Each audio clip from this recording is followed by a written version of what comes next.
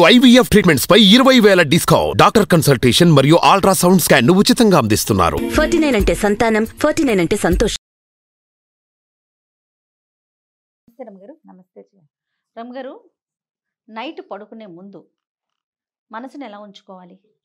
మనం ఇంతకు ముందు కొన్ని వీడియోలు చేసాం. నిద్ర పట్టకపోతే ఏం చేయాలి, నిద్ర పట్టడానికి ఏం చేయాలి, ఇలాంటివి. అసలు మనసుని ఎలా ఉంచుకోవాలి, మన ఆలోచనలు ఎక్కడ వరకు ఉంచుకోవాలి పడుకునేటప్పుడు? ఇప్పుడు ఈ ప్రెషర్స్ ఎక్కువ కదా జయ, మనకి ఒత్తిళ్ళు ఎక్కువ. దానితోడు మనం ఏదో సినిమా చూసి పడుకుంటాం, ఫోన్ చూసి పడుకుంటాం. చాలామంది అంతే కదా. కొంచెం చిన్న ఏజ్ భార్య భర్త కలిసి స్పెండ్ చేసి పడుకోగలిగే వాళ్ళు అదృష్టవంతులు. ఆ ఏజ్ వరకు కొంతకాలం పాటు బాగానే ఉంటారు. కాంజుగల్ లైఫ్ ఎంతవరకు ఉంటుంది? కొంత ఏజ్ వరకు ఖచ్చితంగా ఉంటుంది రెగ్యులర్గా. క్రమంగా కొంత గ్యాప్లు వస్తూ ఉంటాయి. వీళ్ళకి ఏదో అనారోగ్యము, విసగట, ఆసక్తి లేకపోవడం, ఏజ్ ప్రకారం ఇవన్నీ సెపరేషన్స్ సహజంగా వస్తాయి.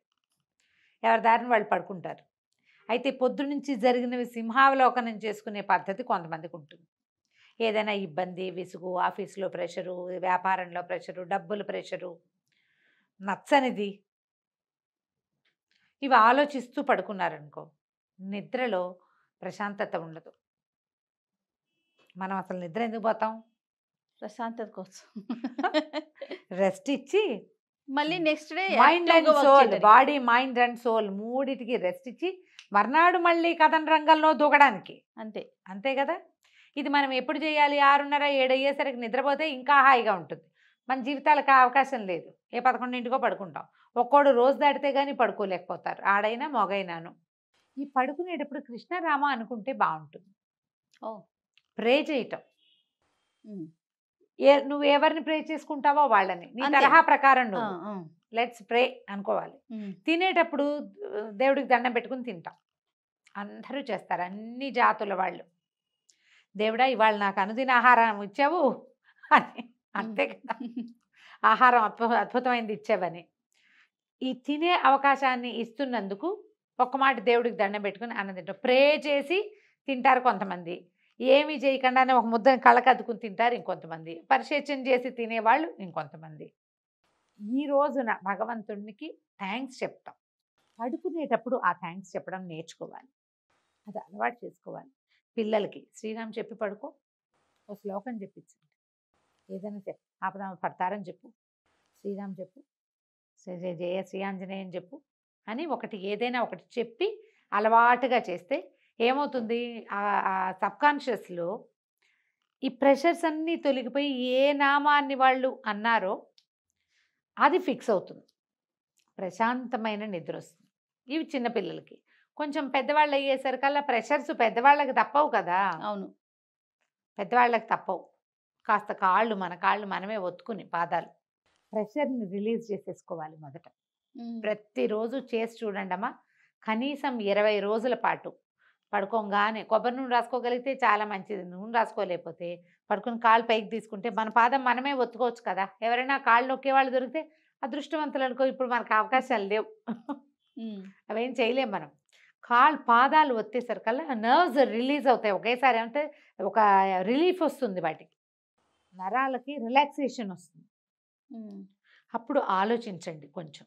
భగవంతుడి దయ వల్ల ఈరోజు బాగా గడిచింది, లేదా ఏదో ప్రమాదం తప్పించుకున్నాం, ఏదో ప్రాబ్లం వచ్చి కానీ తీరిపోతుంది అని దైవ ప్రార్థన చేసుకుని కనుక పడుకుంటే, మనసు అలా ఉంచుకోగలిగితే మీరు రేపటి యుద్ధానికి సమాయత్తం అవుతారు. అవన్నీ కుదరవండి అంటారు. కుదరవు. రేపొద్దున ఏం మానేస్తావు నువ్వు? అవి కుదరదు కదా. అవేమో మానలేమే. రేపొద్దుటి యుద్ధం తప్పదు. అవును, అది ఎలాగూ తప్పదు. నువ్వు అవునన్నా కాదన్నా రేపొద్దుటిది పొద్దుటిదే. దానికి నువ్వు రెడీ అవటం అనే ఒక పాయింట్ ఉంది చూడు. అది ఇవన్నీ కూడా హ్యాబిట్సే మనం అలవర్చుకోవాలి. అలవాటు చేసుకుంటే మనం ప్రెషర్ని డిఫీట్ చేయలేకపోతున్నాము, దాన్ని జయించలేకపోతున్నాము, ఒత్తిడిని అధిగమించలేకపోతున్నాం. స్ట్రెస్, తర్వాత డిప్రెషను. మొన్న రాజమండ్రిలో ఒక ప్రోగ్రామ్కి వెళ్ళామని చెప్పాను కదా. అక్కడ చాలామంది తల్లులు, ఒక డాక్టర్ గారు, 2 సైకాలజిస్టులు వచ్చారు. పెద్దవారు 2, చాలా సీనియర్ మోస్ట్లు.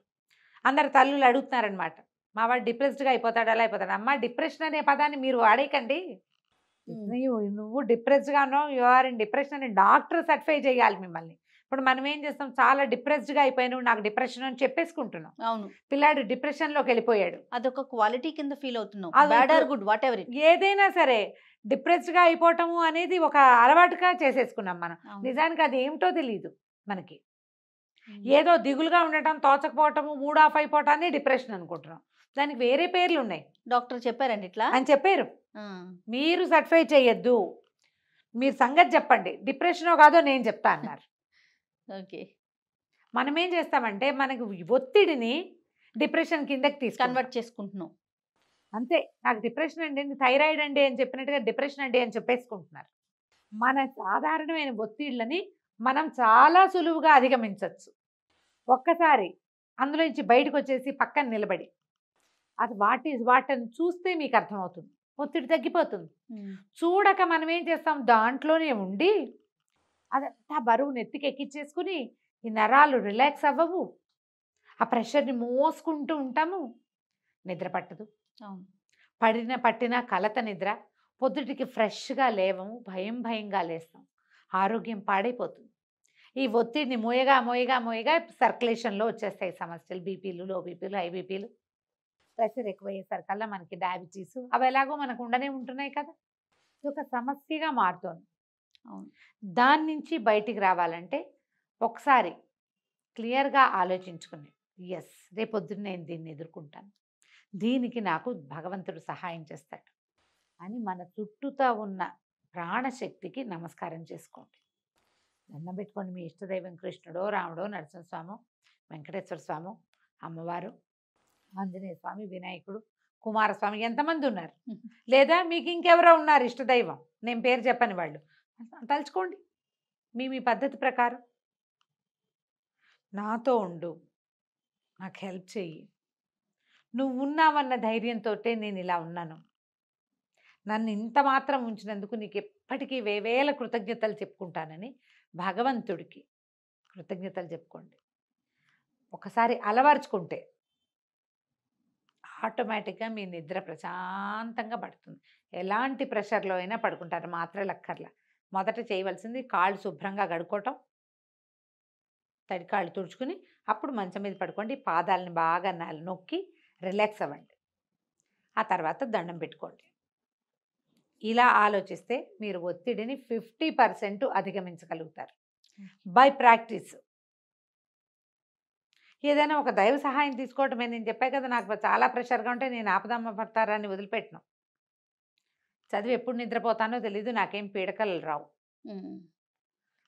కలత నిద్ర మర్నాటి మన తాలూకు దినచర్యను పూర్తిగా పాడు చేసేదా కదా, అది మన ఆరోగ్యాన్ని దెబ్బతీయదా, దానివల్ల మన ఫ్యామిలీ, దానివల్ల మన ఉద్యోగం, మన కెరీర్ అన్నీ డిస్టర్బ్ అయిపోతాయి కదా. ఇది ఒక బలవంతపు ప్రాక్టీస్. ఇవన్నీ రావు, చేయలేము అని చెప్తారు జయ, గుర్తు ఉండదు చెప్తారు చాలామంది. మనకేం గుర్తుంటుంది? ఏదైనా బై ప్రాక్టీసే కదా. అంతే. మనకు పుట్టగానే తినడం వచ్చా, నడవటం వచ్చా, రాయడం ఏమొచ్చు, చెయ్యను అన్నీ వస్తాయి. ఇది కూడా అలవాటు చేసుకుంటే గనక మనం చాలా ఈజీగా ఒత్తిడిని అధిగమించగలుగుతాం. పడుకునేటప్పుడు తెల్ల కాగితం లాంటి మనసుతోటి పడుకున్నారా, పొద్దున మీరు ఎలాంటి సంతకమైనా మీ తెల్ల కాగితం మీద చేయగలుగుతారు. సూపర్. అంతే రమ్మగారు, నమస్తే. సుమన్ టీవీలో మీ పర్సనల్ అండ్ బిజినెస్ ప్రమోషన్స్ కోసం కింది నెంబర్కి కాంటాక్ట్ చేయండి.